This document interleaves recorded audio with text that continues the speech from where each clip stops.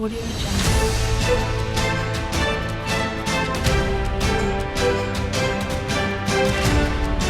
Audio Jungle.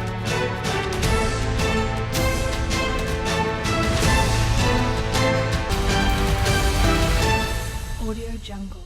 नमस्कार, आप देख रहे हैं टुडे 24 न्यूज और मैं हूं आपके साथ साक्षी निर्वाण। चंदौली में ट्रांसमिशन शॉर्ट सर्किट से जला, अंधेरे में आधा जनपद चंदौली 132 केवी विद्युत उपकेंद्र स्थित ट्रांसमिशन के आइसोलेटर व जम्फर में सोमवार की देर शाम शॉर्ट सर्किट से आग लग गई। देखते ही देखते आग की लपटों ने पूरे पावर हाउस को अपने आगोश में ले लिया। इस दौरान तेज रोशनी में धमाकों की आवाज सुनकर परिसर में मौजूद कर्मचारी व आसपास के निवासी अपने घरों को छोड़कर भाग खड़े हुए। काफी देर तक पावर हाउस के ऊपर आकाश में ऐसा नजारा था मानो कोई आतिशबाजी हो रही हो। इस दृश्य को आसपास के करीब 5 किलोमीटर की परिधि में लोगों ने देखा। मुलायम सिंह यादव और मोहन भागवत की तस्वीर को लेकर बहुजन समाज पार्टी के राष्ट्रीय महासचिव सतीश चंद्र मिश्रा ने तीखी प्रतिक्रिया व्यक्त की है। उन्होंने कहा कि हम तो बहुत पहले से कह रहे हैं कि यह दोनों लोग मिले हुए हैं और दोनों एक ही सिक्के के दो पहलू हैं। सतीश चंद्र मिश्रा ने आरोप लगाया कि आरएसएस और समाजवादी पार्टी मिलकर काम करते हैं और मिलकर योजना बनाते हैं। योजना बनाकर एक दूसरे के प्रति भड़काऊ अल्फाज का इस्तेमाल करते हैं ताकि उन्माद फैले, ये राजनीतिक रोटियां सेक सके। यही नहीं, योगी सरकार के माफियाओं पर बुलडोजर चलाने वाले के बयान को आड़े हाथों लेते हुए कहा कि अब ताकत जनता के हाथ में आ गई है। जनता के हाथ में जब ताकत जाती है तो वो सबक सिखाने का काम करती है। जनता ने बड़ों को सबक सिखाया है और बुलडोजर चलाने का भी काम करती है। अब की बार जो बुलडोजर दिखाने का काम करते हैं उसका मुंह घुमाकर जनता उनकी सरकार पर चढ़ाने का काम करेगी और बहुजन समाजवादी पार्टी की अपनी सरकार बनाने का काम करेगी। वहीं अपने संबोधन में सतीश मिश्रा ने बीजेपी सरकार पर निशाना साधते हुए कहा कि राम मंदिर को लेकर बीजेपी सरकार सत्ता में आई, मंदिर के नाम पर करोड़ों रुपए चंदा लिया गया, लेकिन मंदिर अभी तक तैयार नहीं हुआ, होगा भी कैसे? चुनाव नजदीक है, मंदिर बन जाएगा तो मुद्दा क्या रहेगा? किस मुद्दे पर बीजेपी चुनाव लड़ेगी? उन्होंने कहा कि बहुजन समाज पार्टी की सरकार में सर्वजन हिताय सर्वजन सुखाय के नारे को एक बार फिर बुलंद किया। अब की बार सर्व समाज के साथ व सहयोग से बसपा सुप्रीमो मायावती 5वीं बार यूपी की मुख्यमंत्री बनने जा रही है। इस बार भी ब्राह्मण समाज समेत अन्य समाज के लोगों ने मिलकर तय किया है कि आने वाले 2022 में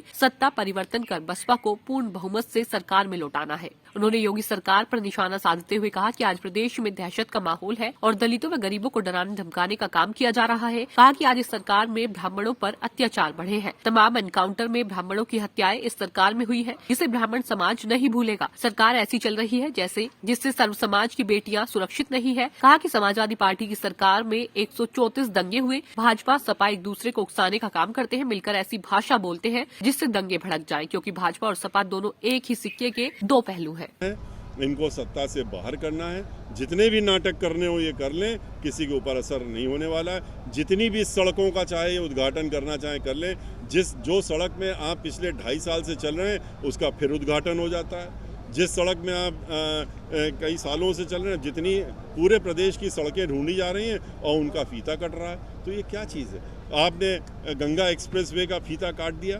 अरे क्या फीता काटा आपने? पत्थर लगाया है कि हम प्रयागराज तक ले जाएंगे। बहन मायावती जी की तो ये जो थी उनकी योजना, उनका पत्थर लगा हुआ, अपीलोन दिखा दिया पत्थर लगा हुआ है गंगा एक्सप्रेसवे का, और वो भी बलिया तक का।